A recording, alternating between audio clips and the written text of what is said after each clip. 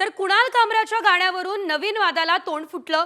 टीका सहन करता आली पाहिजे असं काँग्रेसचे नेते विजय वडेट्टीवार म्हणाले। तर टीकेने उंची कमी होत नाही ही प्रतिक्रिया रोहित पवार यांनी सुद्धा दिली।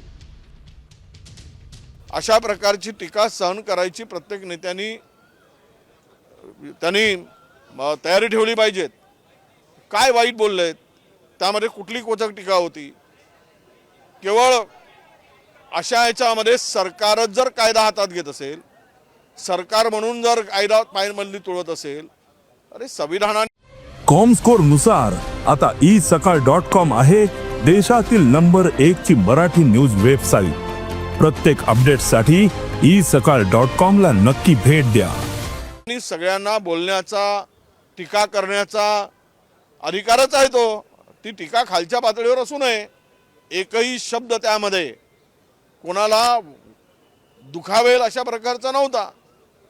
जी वस्तुस्थिती आहे त्याच्यावर त्यांनी मांडलेली टीका केलेली आहे। असे काही कलाकार असतात ज्या व्यंगात्मक टीका नाही तर व्यंगात्मक त्या ठिकाणी त्या काय गोष्टी केल्या जातात, त्या कुठेतरी मजेत नाही तर लाईट मोडमध्ये त्या स्वीकारल्या पण गेल्या पाहिजे। पण माझं एक मत आहे की असं एखादं कुणी एखाद्या कलाकाराने व्यंगात्मक टीका केल्यामुळे एकनाथ शिंदे साहेबांची उंची कमी होत नाही। ते मोठे नेते आहेत, ते मोठे नेते राहणार आहेत।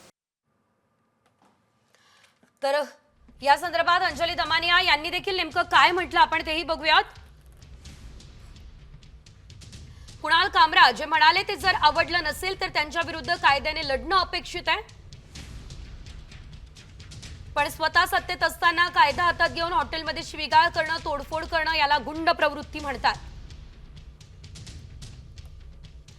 कामरावर सोडा, आधी FIR हा शिंदे गटाच्या या सगळ्यांवरती व्हायला हवा। त्या हॉटेलचे झालेले नुकसान सुद्धा शिंदेंनी भरून दिले पाहिजे। आपण लोकशाहीत राहतो आणि इथे कायद्याचं राज्य राहील, गुंडगिरीचं नाही, असं सुद्धा त्यांनी म्हटलेलं आहे। मात्र कुणाल कामरा ज्याच्यामुळे हा सर्व वाद रंगलेला आहे, ज्यानं ही कविता बनवली, लिहिली, गायला, हा आहे कोण? बघूयात ग्राफिक्स मध्ये।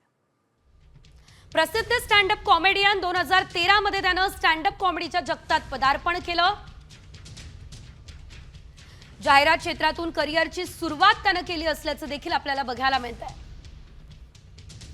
सरकार, राजकारणी आणि प्रसिद्ध व्यक्तींमध्ये कॉमेडीतून टीका त्यानं करताना तो दिसलेला आहे।